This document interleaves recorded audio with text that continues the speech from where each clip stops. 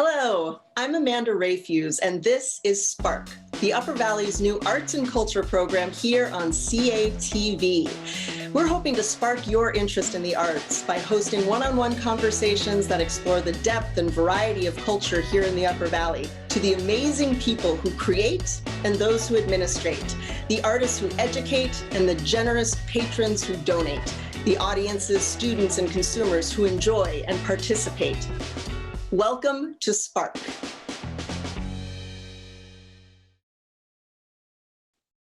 Hello and welcome to season 2 of Spark, CATV's Arts and Culture Show. We are back with a whole new set of extraordinary artists, arts leaders, and educators to spark your interest in the cultural life of the Upper Valley and to discover how they help to make this region an extraordinary place to live, work, and play. A couple of new things this season. If you'd like to listen to Spark, we're excited to be providing a podcast version of the show. And if there's something you'd like to learn about, a comment to share, or if there's a guest you'd love to see on Spark, you can now connect to us via an email address. I will share all of the information about that at the end of this episode.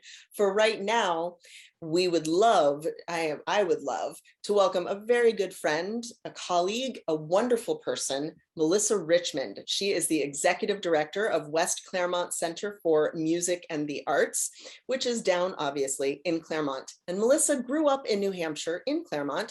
She attended local schools. She persevered in her dreams of becoming a classically trained flute and piccolo player by attending Dalhousie University in Canada.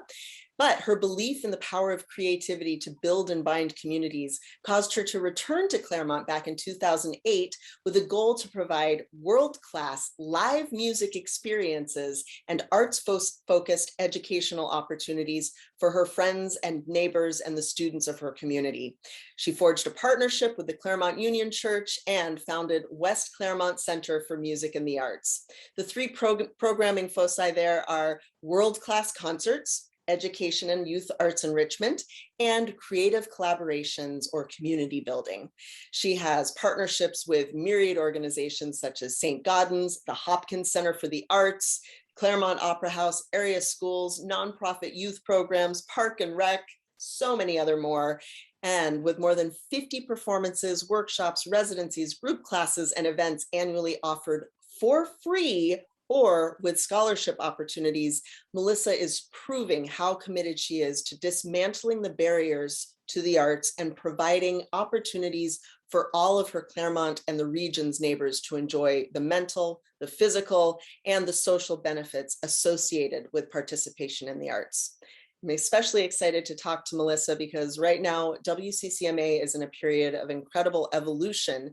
They are creating a new home downtown in Claremont, the Claremont Creative Center. They're working in partnership with the City of Claremont and the Claremont Development Authority to create this arts, education, and performance and entrepreneurship hub right downtown, taking an old unused building and revamping it into this beautiful arts facility. Very excited about that. There's a lot to talk about with Melissa, and today I'm excited to focus on her dreams for Claremont and how WCCMA is enlivening her hometown's social, economic, and educational quality of life. Melissa, welcome to Spark. Thank you, Amanda. I'm so glad to be here with you. Me too. It's so much fun to get to talk to people who I admire. It's just exciting. And to introduce you to maybe some people that don't know how awesome you are yet, but will. So just to start us off, you are a native Claremonter who returned home after you both worked professionally and had attended college. And just tell us a little bit about why you decided to come back to Claremont, why it felt important to you to return to your hometown. Yeah, so it's funny because I did end up coming back, but as I was going through the last year of my music degree, I remember one of my professors was asking about why we were deciding to take conducting. And my answer was about being well-rounded and exploring new things, but it was also a little bit about being afraid about the future and needing more things that I could have in my tool chest if you will. And so when I came back, I actually didn't fully commit to being all the way back because I didn't think that I could live and work and make a living in Claremont. So when I came back, it was on a summer basis, and I started the organization because I really felt, just like you said in your introduction, that I felt like everybody really needs to have access to having a creative life, whatever that looks like for individuals. So I came back for the summer, and then I went to live in the San Francisco Bay Area during the rest of the year. Okay. But ultimately, through that process, it did bring me back here full time, because as I'm starting the organization as a performing arts venue, I realize there's a certain amount of groundwork that needs to happen just based on the economic realities a place of like Claremont has faced for many decades.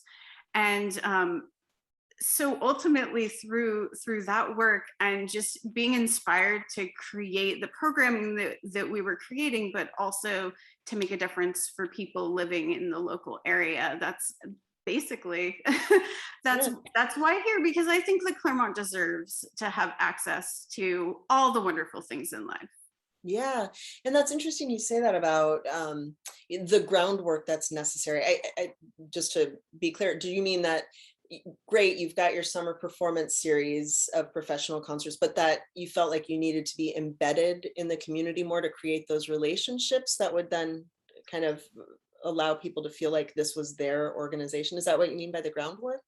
There is definitely that, of course, with a new organization, but also it was creating the programming to help a broader number of people in Claremont to feel like they wanted this arts programming to be a part of their regular life. There's a lot of people that don't attend, or they may attend a few concerts, but they're all huge rock concerts that are someplace else, which is also wonderful. But when you have all these resources nearby, it's great to make that a more regular part of your life. But of course, classical music and new music, there sometimes people feel like they need to know more, which they don't, of course. But creating an environment for the younger people in Claremont to start making those decisions to make the arts part of their life. So basically, I needed to make some arts programming for youth is the short answer. Yeah. And like you said, making sure that everybody, that's one of the ways of helping people to feel like this is for me, that I can go in and listen to a classical concert or to a funk band or whatever and feel like, yeah, this I get to do this. I get to be a part of this. Yeah, that makes a lot of sense. So one of the things that's unique about Claremont, West Claremont Center for Music and the Arts is, as I mentioned, that your programs, for the large part, are free. So really removing that barrier, one of those barriers to feeling like this is for me, by saying, yeah, and art should be accessible to everyone, regardless of your economic situation. How do you do that? Well, we start by having a format for our financial situation of not expecting to make money on tickets.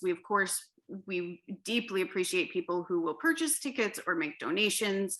And we really encourage people to express their appreciation in a financial way if they can, because of course we want to compensate artists.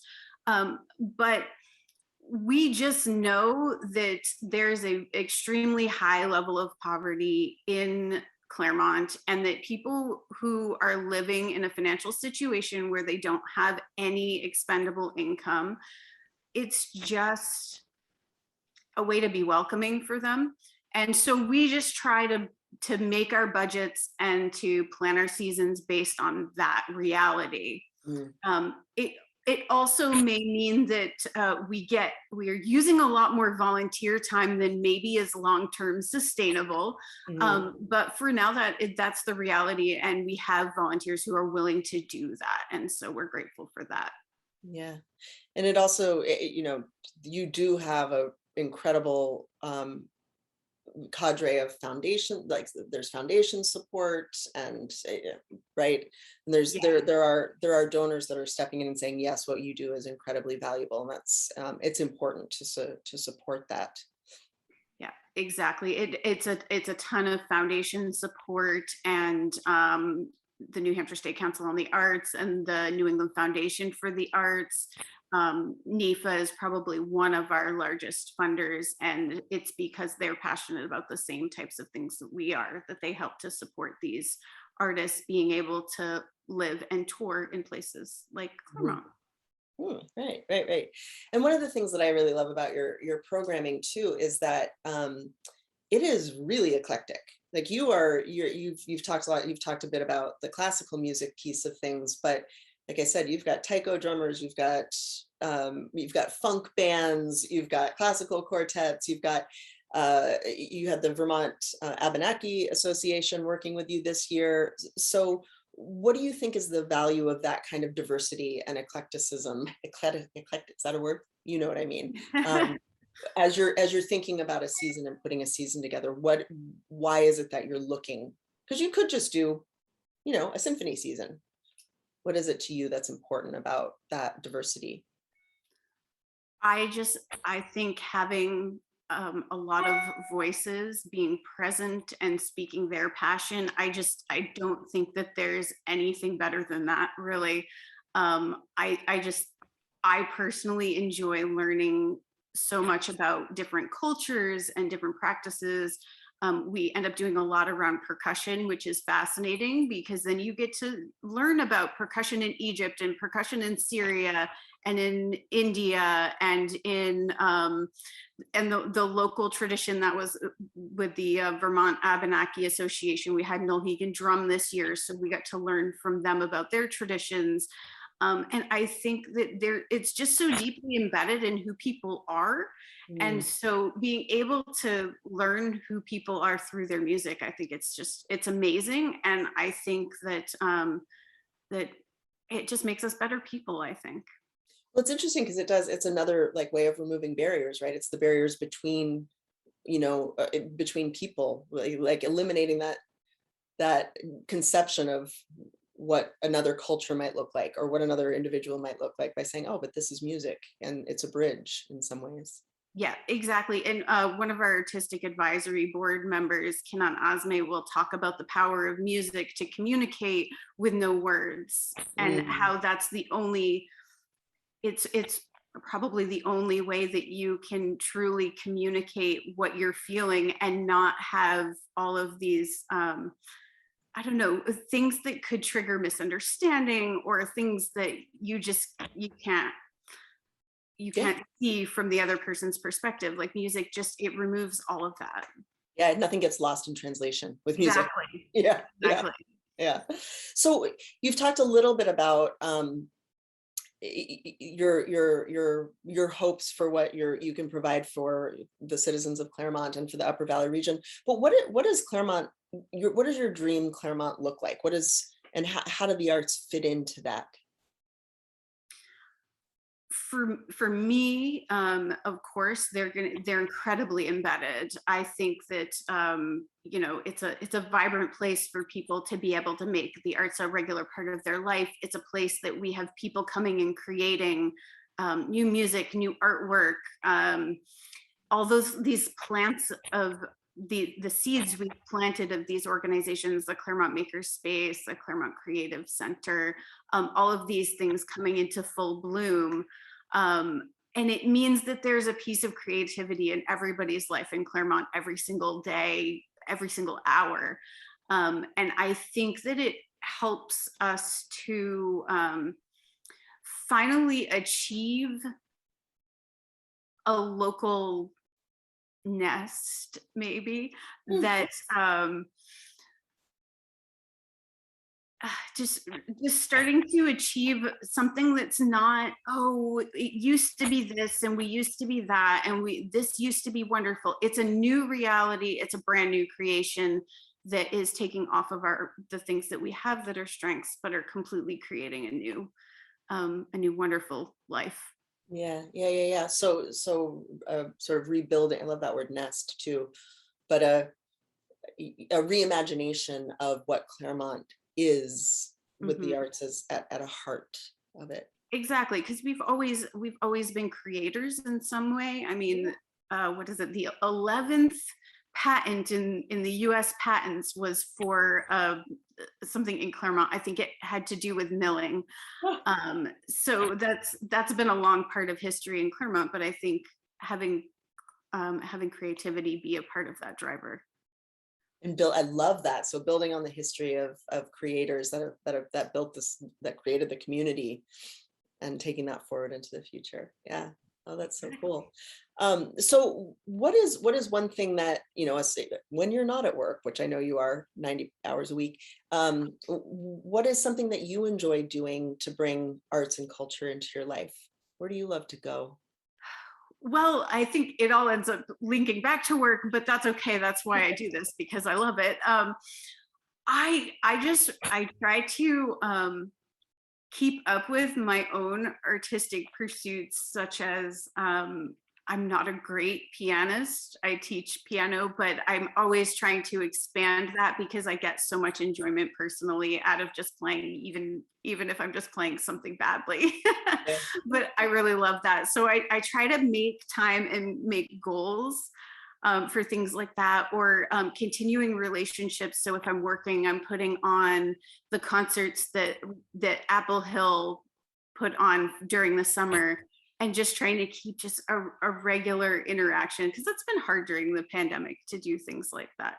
So yeah, just finding ways to make sure that I'm embedding some of my own creative interests all the time, and always having something on the horizon. That's really the big thing, is making sure I'm always excited about something creative that's coming up that I'm not producing. Yes, right.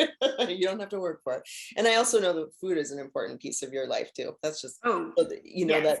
that figuring out. Absolutely. And that's definitely part of my vision for Claremont, because I consider that a creative art as well, is because we already have some wonderful food. So more Yeah. of that all the time. More of that, please. Yes.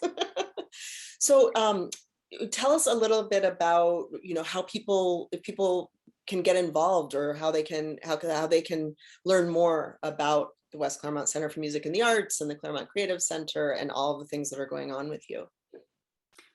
Well, the first and quickest ways are just like for everybody. If you join our mailing list, you can go on our webpage, wcc-ma.org. And you can also like us. We're most active on Facebook. So you can get some regular updates there. We actually have the entire season of this summer that was broadcast live. It's still available on YouTube. Oh, So it's just great for you to get involved and see what we're doing, and then tell your friends about how much you love what we're doing. We hope to have some volunteer opportunities coming up. Things are still pretty pandemic safe at the moment, but we'll definitely have ways to do that. So we're just hoping people can continue to participate with us. We're going to have a fundraiser coming up on October 30th, which is going to feature Sally Pincus and a program that she's doing with a clarinetist. She's doing a couple of those in New England. So we're looking forward to having that be a fundraiser for our capital project for our downtown home. excellent. Yeah, so that is a wonderful way, and everybody will eventually have access to that, so that they can enjoy that. And let us know how you enjoy things. That we Yeah. love that. And then, of course, you're still teaching lessons virtually, and you've got some online educational tools, right, as well, so students can get involved with the arts through WCCMA's work. Yes, exactly. We have some new programs that will be launching a little bit later this fall, but we have lessons that are available. We're working on getting some more teachers in to cover more subjects. but we do have lessons that are available. We have some online tools on our webpage for the ArtX program, which is a curated list of some videos and such that you can watch to increase your skills from home. We'll be doing more of that in the fall. And yeah, just checking out the webpage and see what you need. We're also available if people have questions about things. Just reach out to us and let us know. We'll help you find something. Like if you're looking for the local orchestra, we'll send you to UVMC. So we can be used as a resource. Awesome. And I will just put a plug into for everybody going to check out the ClaremontCreativeCenter.org site, just to learn a little bit more about the building project that's going to take place at 56 Opera House Square in Claremont. And because it's going to be a very cool, like I said, education, entrepreneurship, and performance venue, which it feels like there's really nothing like that in the Upper Valley right now in terms of all of the tools that'll be in a downtown location, an intimate performance venue. So it's very exciting. You're really pushing along the path towards your vision for Claremont with this project. It's exciting. So we talk about blossoming. This is going to be the blossoming of the West Claremont Center for Music and the Arts. We're like this lovely flower that's about open this much, and then we're gonna spread our wings a little bit more in this new space. More room for education, more events, more. Hopefully, we'll have things like dance and movies and that sort of thing as well. Culinary. So it'll be. We're really excited about it, and we really want to be giving people tours and such this fall. So excellent. Well, Melissa, thank you for all of your work, and in Claremont, but also in the whole region, and your vision and your beautiful ideals for how to make sure that the arts are accessible for everyone. I think it's so important, and I'm so grateful. Thank you. It was great to be here and chat with you. It's always a pleasure. Thank you. And you have been watching Spark, the Upper Valley's new arts and culture program here on CATV. Don't forget to subscribe to CATV's YouTube channel, where you can learn more about Melissa and all of our guests on Spark by visiting their websites listed in the episode descriptions. And of course, you can visit catv8.org to sign up for CATV's email list and find links to our new podcast, as well as the YouTube channel. And you can connect with us by emailing spark@catv8.org. Thank you so much. We'll see you next time on Spark.